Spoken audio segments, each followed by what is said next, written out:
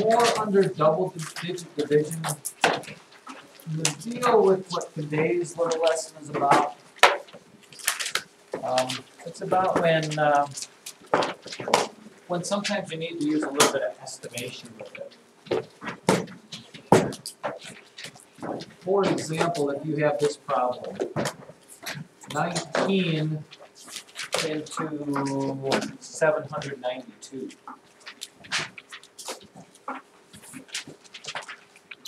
Okay. And here's kind of what the spiel is. 19 doesn't go into 7, so there shouldn't be anything above the 7. But the question is, how many times will 19 go into 79? Before, when we did the double-digit division, these numbers out here were like 10 or 11 or 21 or whatever. They didn't have really high second-digit numbers. Okay, and that changes things a little bit, because if you thought about, what times 19 gives you 79, one of the things I said, well, look at their first numbers and say, oh, what times 1 gives you 7, or 7 divided by 1 would be like 7, right? But if you did times 7, you're going to get an astronomically much larger number than you need. Why is that? Because 19 is much, much, much closer to 20 than it is 10. So the point of what they're trying to show you on this one is if this number is like really close to the next multiple of 10, think about don't think about how many times 19 will go into 79, think about how many times 20 will go into 79. Okay? And how many times would that be? Or think about how many times will 20, and this is close to 80, how many times will 20 go into 80 would be more kind of what you're thinking. You still use 19, but to get close, to get what number you should try, you want to round them up if they're awful close to the next higher number.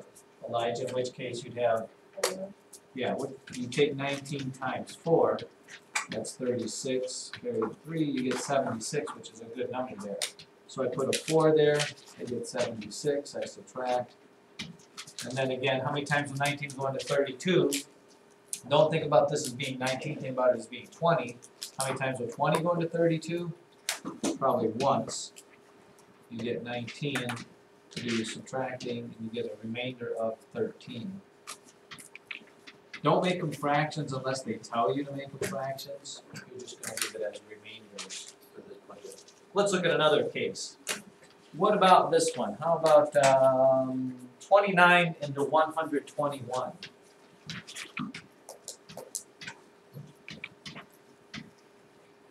If you were doing this problem, when you think about what number to multiply with, 29 you should think about being 30. 29 doesn't go into 1, it doesn't go into 12, there's not going to be any numbers between these two. How many times does 29 go into 121? So think about how many times will 30 go into 121? What's your guess? How many times will 3 go into 12, Lainey?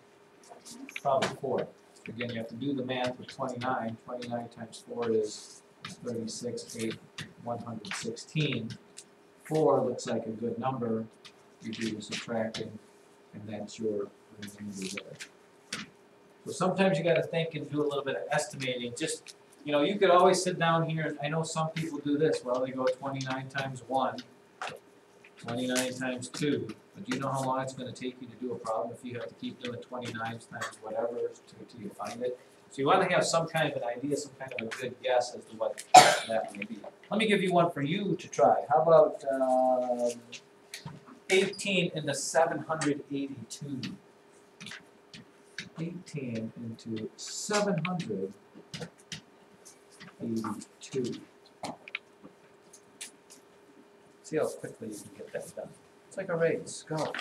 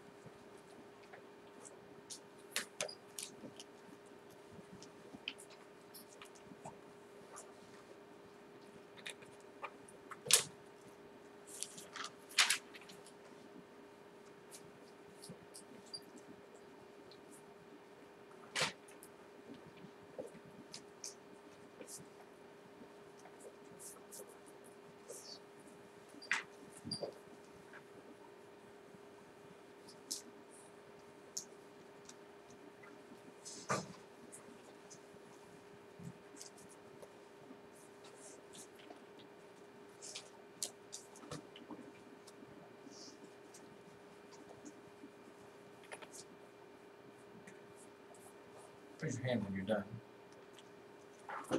Just want to know.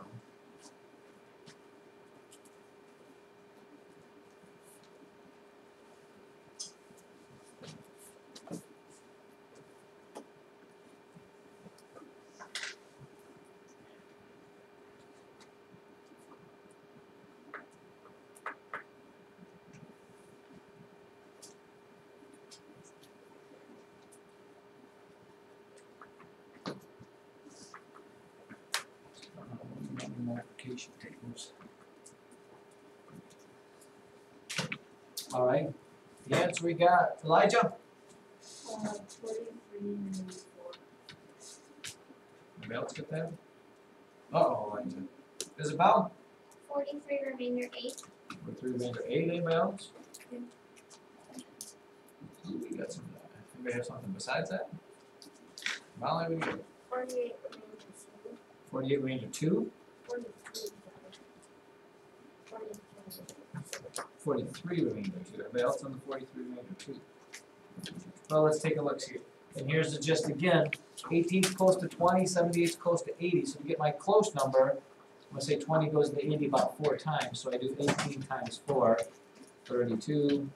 3, I get 72. 4, 72, subtract. How many times does 18 go into 60? Like 20 into 60, probably 3 times. 18 times 3 is 54. I do my subtracting, and I believe I get a remainder of 8. So 43 remainder 8 is what I'm going to take.